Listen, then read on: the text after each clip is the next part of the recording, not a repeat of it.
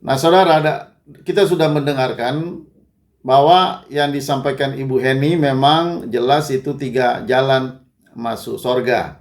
Ya. Nah, saudara, dalam pembahasan kali ini, ya, saya mau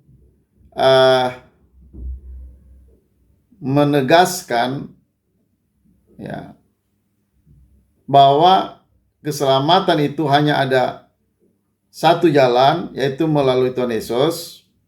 Ya. Dan di sini poin yang ingin saya tekankan yaitu bahwa keselamatan itu hanya ada satu jalan, yaitu melalui Kristus saja, ya, dan tidak bisa ditambahkan dengan perbuatan apapun. Ya, tidak bisa ditambahkan dengan perbuatan.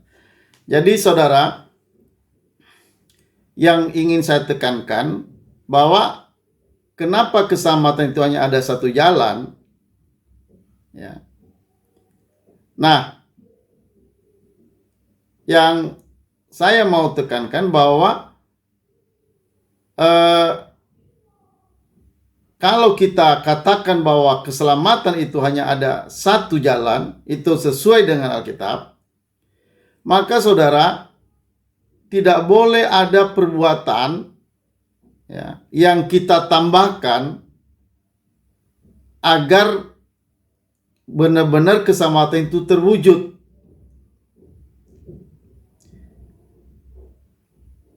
Jadi saudara, keselamatan yang dimaksud, ya, bahwa keselamatan itu hanya melalui satu jalan, itu adalah sebuah penegasan bahwa keselamatan itu hanya benar-benar karena Kristus atau karena anugerah Kristus dan tidak bisa ditambahkan dengan perbuatan apapun. Ya. Nah, saudara, jadi penekanan pada saat ini bahwa keselamatan itu tidak bisa ditambahkan dengan perbuatan. Nah, saudara, poin yang ingin saya sampaikan, kenapa tidak bisa keselamatan itu harus ditambahkan dengan perbuatan.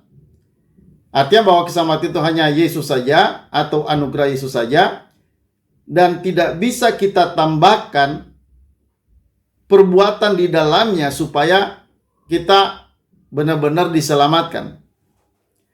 Saudara,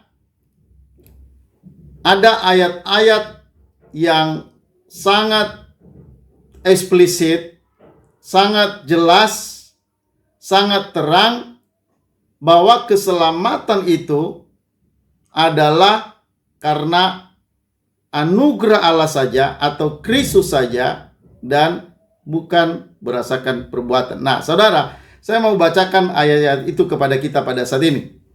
Ada 3 jalan masuk surga. Yang pertama, mempercayai Yesus Kristus sebagai Isa Al-Masih atau Mesias, Juru Selamat. Yohanes 14 ayat yang ke-6 dengan judul perikop rumah Bapa, Yesus berkata begini, "Akulah jalan dan kebenaran dan hidup. Tidak ada seorang pun yang datang kepada Bapa kalau tidak melalui aku." Yesus menjelaskan bahwa tidak ada orang yang bisa sampai kepada Bapa selain dari mereka yang mempercayai Dia sebagai juru selamat. Yang kedua, Yesus menjelaskan jalan masuk surga adalah melakukan kehendak Bapa atau melakukan firman Tuhan. Matius 7 ayat 21 berkata begini, "Bukan setiap orang yang berseru kepadaku Tuhan, Tuhan akan masuk ke dalam kerajaan sorga, melainkan dia yang melakukan kehendak Bapakku yang di sorga." Matius 19 ayat 17b berkata, "Tapi jikalau kau ingin masuk ke dalam hidup, turutilah segala perintah Allah." Yesus menyampaikan kepada kita bahwa kalau kita ingin masuk dalam kerajaan kekal, kita harus melakukan kehendak Bapa di sorga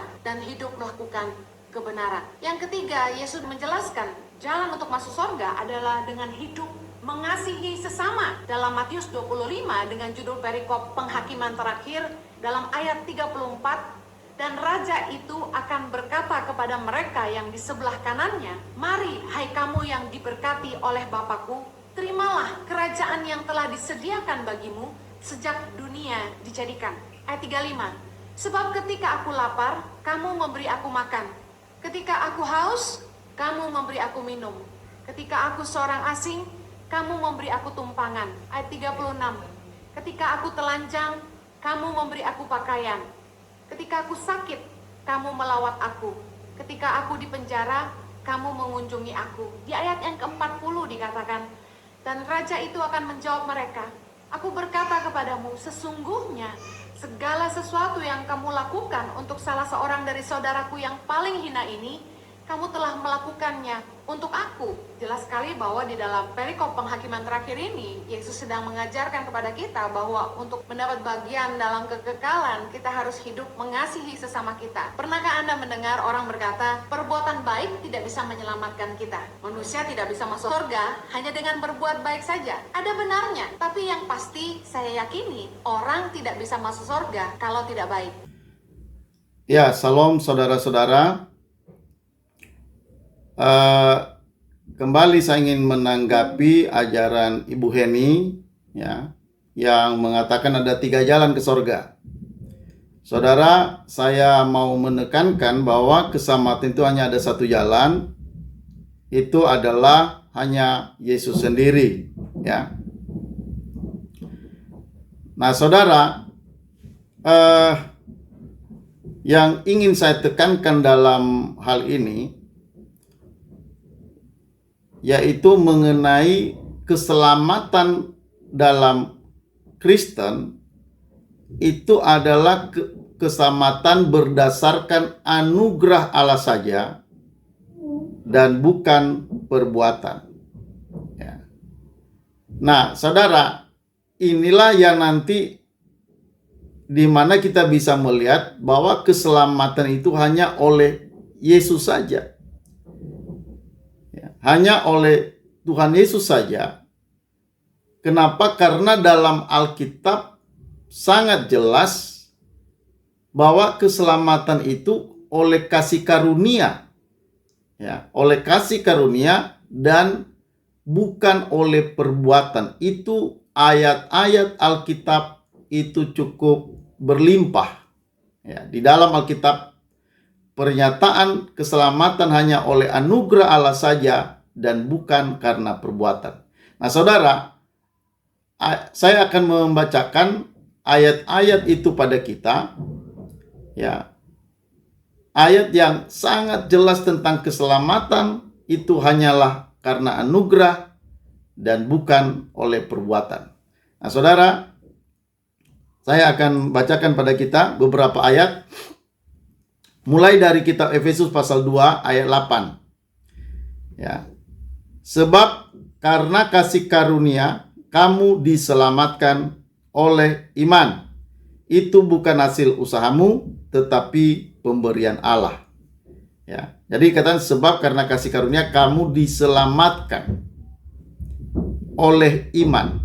Ya. Pertama oleh kasih karunia diselamatkan oleh iman. Terus saudara dilanjutkan, itu bukan hasil usahamu tetapi pemberian Allah. Jadi saudara jelas ya, dikatakan kasih karunia, diselamatkan oleh kasih karunia, terus dikatakan oleh iman, itu bukan hasil usahamu tapi pemberian Allah. Jadi dalam ayat ini menegaskan bahwa kasih karunia itu menjadi penyebab kita diselamatkan, dan selanjutnya katakan bukan hasil usahamu, itu pemberian Allah. Jadi sangat jelas ayat-ayat seperti itu. Jadi artinya dari ayat ini kita tidak boleh mengatakan bahwa keselamatan dalam Yesus itu ya 3 jalan, atau kita tambahkan selain anugerah Yesus itu kita tambahkan perbuatan. Tidak, saudara. Ini harus benar-benar kita pahami lebih dulu bahwa keselamatan itu hanya karena anugerah dan bukan karena perbuatan. Inilah salah satu yang membedakan ya kekristenan dengan agama manapun. Karena dalam ajaran keselamatan Kristen itu hanya karena anugerah. Jadi semata-mata anugerah Allah dan bukan usaha manusia. Dalam keselamatan tidak ada usaha manusia yang bisa dimasukin untuk keselamatan kita atau ditambahkan pada keselamatan kita. Tidak bisa. Ya, saudara, ayat yang kedua. Ya, dalam Kisah Para Rasul pasal 15 ayat 11. Dikatakan, sebaliknya kita percaya bahwa oleh kasih karunia Tuhan Yesus Kristus kita akan beroleh keselamatan sama seperti mereka juga. Jadi katakan di sini, sebaliknya kita percaya bahwa oleh kasih karunia Tuhan Yesus Kristus. Jadi penekanan oleh kasih karunia Tuhan Yesus, kita akan beroleh keselamatan sama seperti mereka juga. Ya, ini dalam saudara sidang, ya, di dalam sidang pertama para rasul bertemu, ya, lalu mereka saudara menegaskan bahwa keselamatan itu, ya, hanya oleh kasih karunia Tuhan Yesus.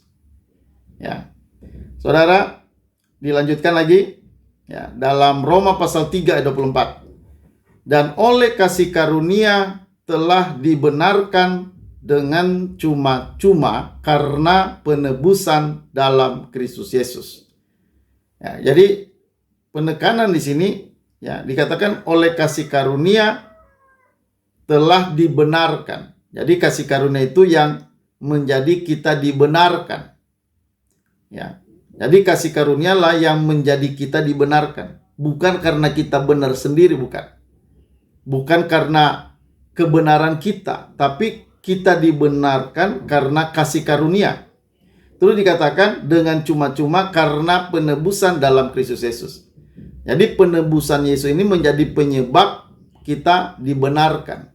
Nah, penebusan Yesus inilah merupakan kasih karunia, bagian dari kasih karunia, di mana Yesus membayar segala dosa kita. Ya, oleh kebenaran Kristus inilah kita jadi dibenarkan. Ya, oleh kasih karunia dalam penebusan ini, ya, Tuhan membenarkan kita. Jadi di sini alasan kasih karunia itu karena kita sudah dibenarkan melalui penebusan Yesus. Jadi kita dibenarkan itu karena kita ditebus, kita telah dibayar segala dosa kita. Di sini jelas kasih karunia dan tidak ada usaha manusia.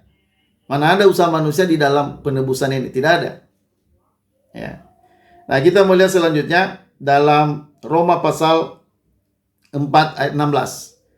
Saudara, dikatakan di sini, karena itulah kebenaran berdasarkan iman, supaya merupakan kasih karunia, sehingga janji itu berlaku bagi semua keturunan Abraham, bukan hanya bagi mereka yang hidup dari hukum Taurat, tetapi juga bagi mereka yang hidup dari iman Abraham.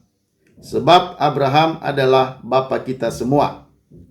Ya, jadi kalau kita lihat di sini, dikatakan karena itulah kebenaran berdasarkan iman saja, berdasarkan iman, supaya merupakan kasih karunia, sehingga janji itu berlaku bagi semua keturunan Abraham.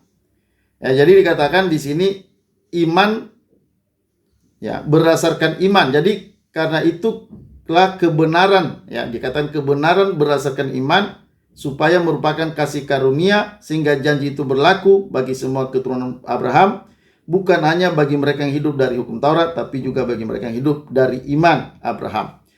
Ya, saudara, Abraham percaya pada Tuhan, lalu dikatakan diperhitungkan menjadi kebenaran. Jadi iman pada Kristus atau pada kasih karunia, sehingga saudara kita juga yang sama seperti Bapak Abraham percaya dibenarkan, demikian juga kita anak-anak percaya atau orang-orang percaya, kita juga turut dibenarkan. Nah, saudara, kita lihat lagi dalam Roma pasal 11 ayat 5 sampai 6. Nah, ini diperhatikan, saudara. Dikatakan demikian juga pada waktu ini ada tinggal suatu sisa menurut pilihan kasih karunia. Tetapi jika hal itu terjadi, karena kasih karunia, maka bukan lagi karena perbuatan. Sebab jika tidak demikian, maka kasih karunia itu bukan lagi kasih karunia. Nah, saudara, ini poin yang sangat penting ya. Ini ayat yang sangat penting kita perhatikan. Dikatakan di sini bahwa demikian juga pada waktu ini ada tinggal suatu sisa menurut pilihan kasih karunia. Ya. Jadi saudara, ini sebenarnya sisa di sini tinggal suatu sisa, artinya orang-orang Israel.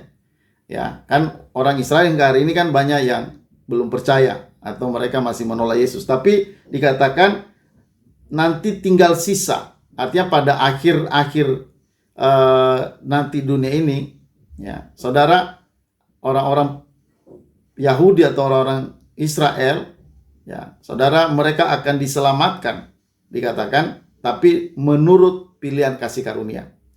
Jadi nanti sisa-sisa Israel ini diselamatkan menurut pilihan kasih karunia. Jadi nanti Tuhan akan memberikan mereka kasih karunia itu sehingga mereka pada akhirnya percaya pada Yesus. Ya. Nah, tapi yang menarik di sini dikatakan, tetapi jika itu terjadi karena kasih karunia, maka bukan lagi karena perbuatan. Jadi perhatikan, keselamatan dalam Kristen kan kasih karunia. Ya, dikatakan, tetapi jika itu terjadi karena kasih karunia, maka bukan lagi karena perbuatan. Ya. Jadi artinya kalau memang keselamatan itu kasih karunia, maka itu bukan lagi perbuatan. Ya. Jadi kalau kasih karunia, ya kasih karunia saja, bukan perbuatan. Nah, dijelaskan lagi di sini, sebab jika tidak demikian, maka kasih karunia itu bukan kasih karunia. Jadi perhatikan saudara, kasih karunia dalam kekristenan itu benar-benar, ya, bahwa kita selamat itu karena kasih karunia dan bukan karena perbuatan. Ya. Bukan karena perbuatan. Karena dikatakan di sini kalau bukan demikian, kalau misalnya artinya kita tambahkan perbuatan, ya, kasih karunia artinya percaya pada Yesus terus tambahkan seperti yang Ibu Henny bilang kan, melakukan kehendak Allah dan mengasihi sesama. Nah, itu kita tambahkan untuk menjadi tambahan untuk syarat keselamatan kita. Maka saudara, itu bukan kasih karunia lagi.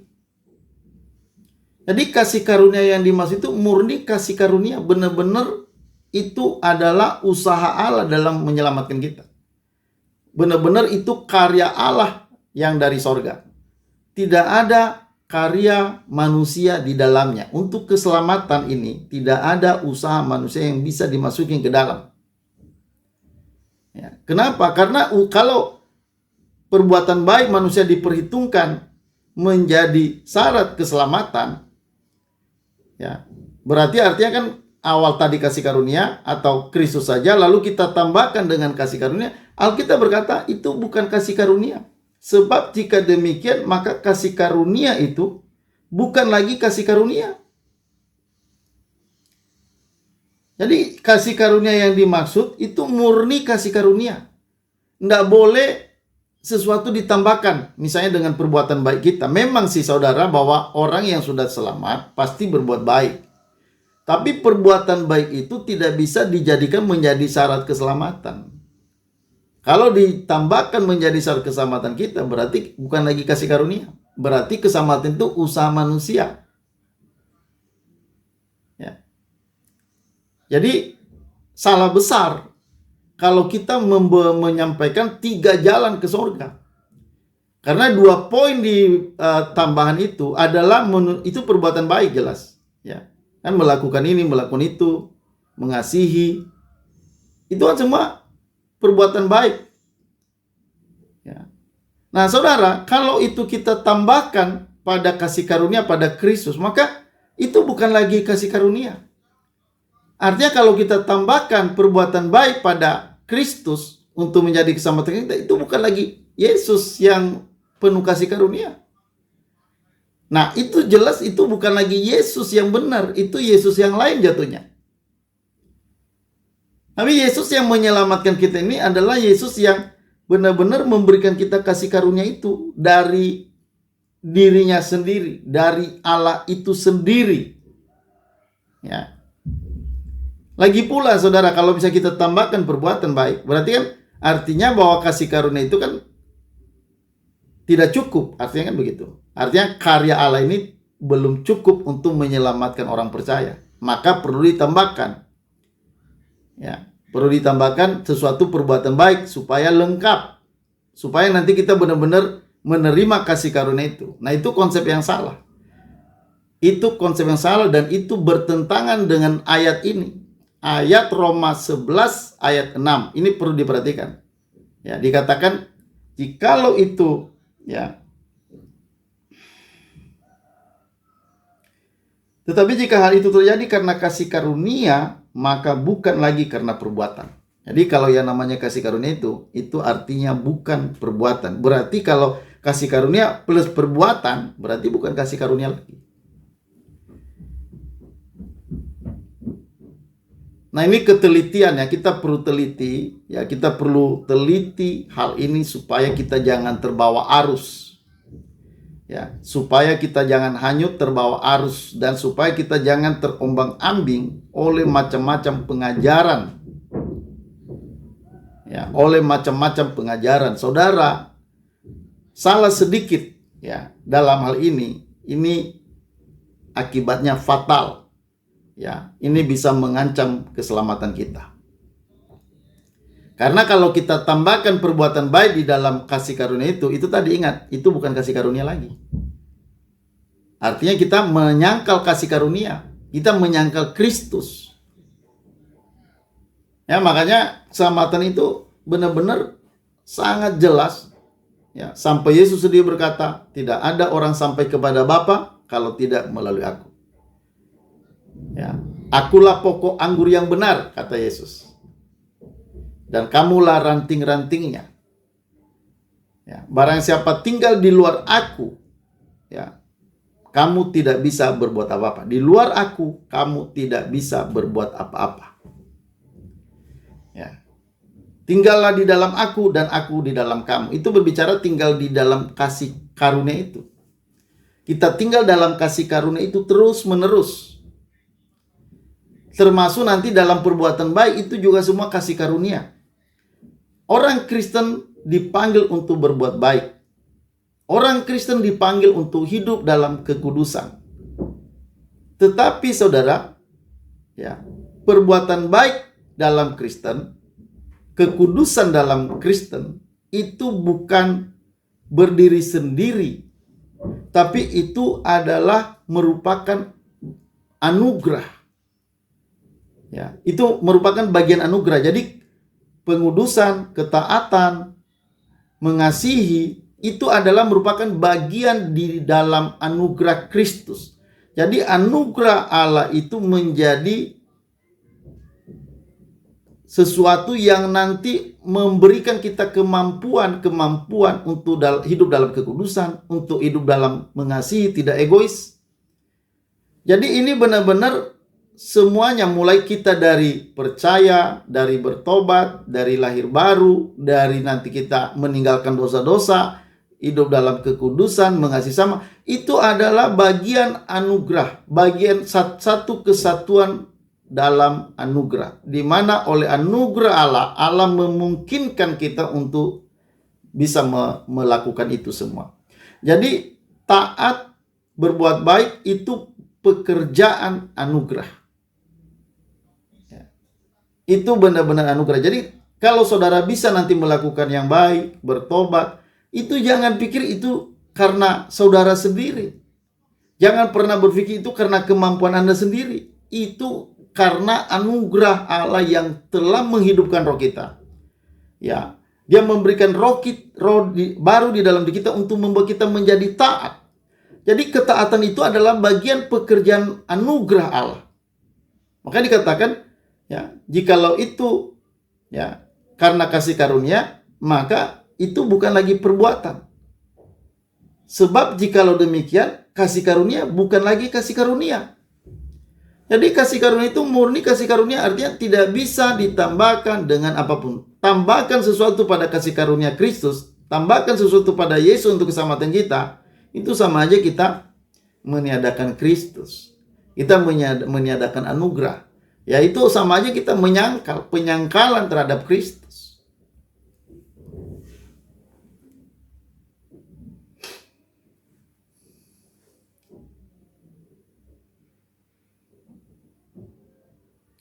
Ya, saudara, saya akan lanjutkan ya, bahwa ada ayat-ayat yang begitu tegas ya, mengatakan bahwa saudara, kita diselamatkan itu adalah karena kasih karunia ya. Ya, dalam Kolose pasal 1 ayat 14 ya. Di dalam Dia kita memiliki penebusan kita, yaitu pengampunan dosa. Ya. Dalam Titus pasal 2 ayat 11, kasih karunia Allah menyelamatkan semua manusia. Ya. Nah, saudara, dikatakan di sini dalam Titus pasal 2 ayat 11, karena kasih karunia Allah yang menyelamatkan semua manusia sudah nyata. Karena kasih karunia Allah. Jadi, saudara, di sini jadi hanya tunggal keselamatan kita itu ya, itu tunggal, yaitu oleh kasih karunia. Karena kasih karunia Allah yang menyelamatkan semua manusia sudah nyata. Jadi kasih karunia. Jadi harus ada penekanan kasih karunianya. Kasih karunia artinya benar-benar pekerjaan Allah semata, upaya Allah dalam penyelamatan manusia berdosa untuk membawa manusia hidup kembali dalam sorga atau hidup kembali bersama Dia. Ya. Dalam Titus pasal 3 ayat 5, pada waktu itu Dia telah menyelamatkan kita, bukan karena perbuatan baik yang telah kita lakukan, tetapi karena rahmat-Nya, oleh permandian kelahiran baru dan oleh pembaruan yang dikerjakan oleh Roh Kudus. Jadi kalau kita lihat di sini, dia menegaskan bahwa keselamatan kita itu, ya, saudara, pertama itu bukan karena perbuatan, bukan karena perbuatan baik yang telah kita lakukan. Jadi dia menguraikan keselamatan itu, poin pertamanya bukan karena perbuatan kita. Ini jelas ya. Lalu yang kedua, tetapi karena rahmat-Nya.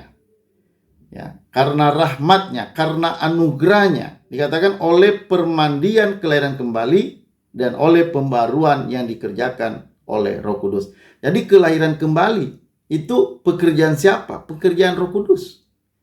Terus pembaharuan, kita dibaharui, artinya nanti dalam kita diperbarui, terus perbuatan kita juga diperbarui. Itu semua dikerjakan oleh Roh Kudus.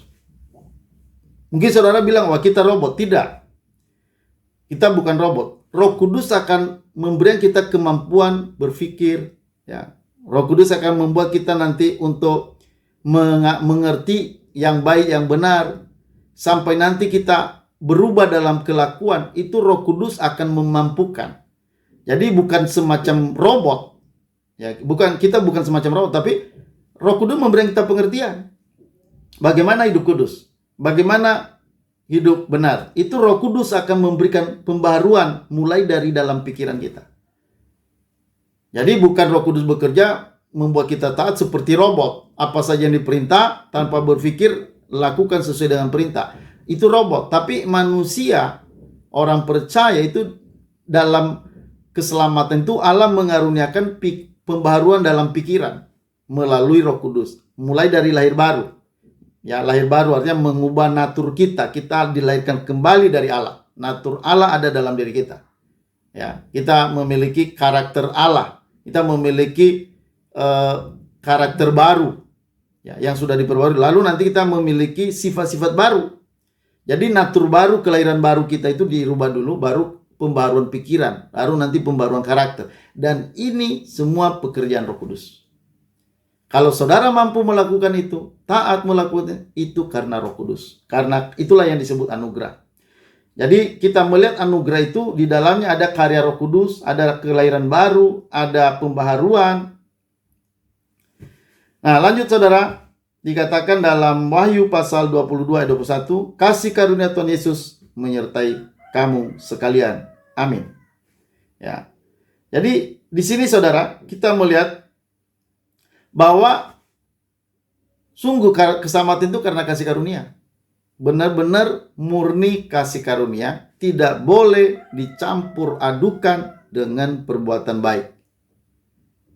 Ketika kita menambahkan poin yang dikatakan oleh Bu Heni tadi bahwa kedua itu melakukan kehendak Allah dan mengasihi sesama, itu kita jadikan tambahan dalam keselamatan kita, artinya bukan hanya Yesus saja, maka itu artinya kita sebenarnya, saudara, sudah menolak yang namanya kasih karunia itu.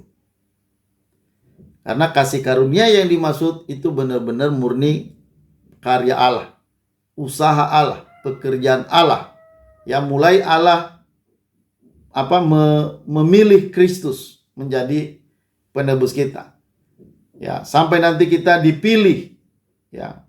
Sampai nanti kita ditetapkan, dibenarkan, dikuduskan, diadopsi, diregenerasi, sampai nanti kita ke sorga, itu semua adalah kasih karunia.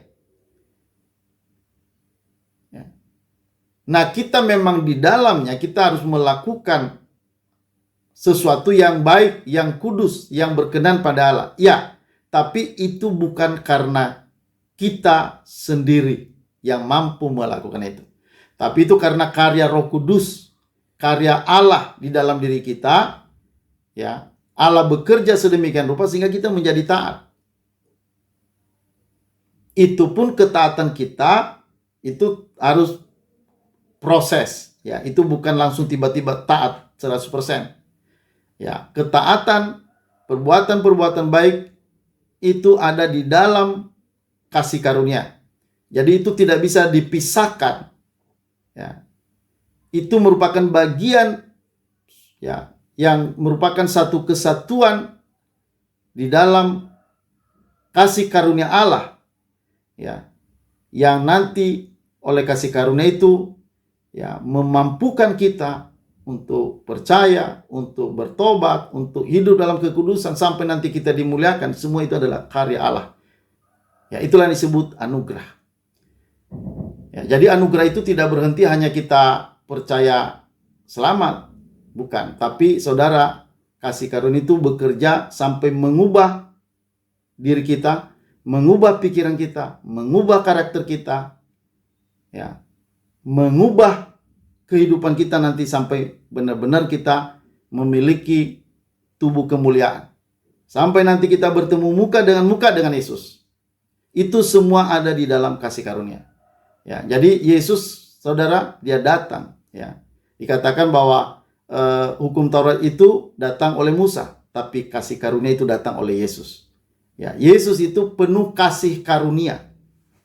Jadi saudara, kuasa kasih karunia inilah yang benar-benar sempurna, ya, menyelamatkan kita. Kalau engkau benar-benar percaya, selamat itu hanya karena kasih karunia. Saudara hanya berespon percaya. Percaya itu juga pun bukan karena Anda sendiri bisa percaya, tapi karena Roh Kudus membuat Anda mengerti bahwa memang itu Yesus satu-satunya. Sampai nanti pada titik di mana Anda percaya terima Yesus, nanti baru selanjutnya akan diubahkan. Jadi saudara, dari hal-hal yang saya sampaikan tadi, dari ayat-ayat yang saya bacakan tadi, itu jelas bahwa keselamatan itu murni anugerah. Jadi nggak bisa kita tambahkan menjadi 2 jalan atau 3 jalan masuk surga itu. Hanya murni Yesus sendiri. Ini doktrin ini harus dipertahankan. Mungkin saudara bilang, ya, kan itu hanya salah perbedaan dalam menyampaikan. Ya, saudara, kalau melihat dari apa yang disampaikan Ibu Heni, ya, sangat jelas ada 3 jalan. Ya, Ibu Heni bukanlah orang dia adalah orang cerdas. Udah pasti saudara, apa yang di dalam hati pikirannya itu dituangkan melalui ajarannya. Ya, artinya memang pandangan Bu Heni bahwa tidak cukup hanya Yesus. Ya. Jadi saudara, saya menyampaikan ini bukan untuk menyerang Bu Heni, bukan. Saya menyampaikan ini untuk mempertegas kembali kepada umat Tuhan, ya, apalagi jemaat-jemaat yang masih muda rohani, ini perlu tahu keselamatan kita itu murni karena kasih karunia. Murni karena kasih karunia. Di dalam kasih karunia nanti Allah akan bekerja sedemikian rupa, mengubah kita, memampukan kita untuk berubah, memampukan kita hidup dalam kekudusan. Jadi pekerjaan-pekerjaan tentang pengudusan, ketaatan, Itu semua pekerjaan Roh Kudus di dalam diri kita, sehingga nanti akhirnya kita mampu. Jadi saudara, itulah kebenaran yang saya bisa sampaikan. Kiranya ajaran ini mempertegas konsep keselamatan kita bahwa hanya Yesus saja. Hanya karena Yesus saja. Oke saudara, terima kasih. Tuhan memberkati. Salam.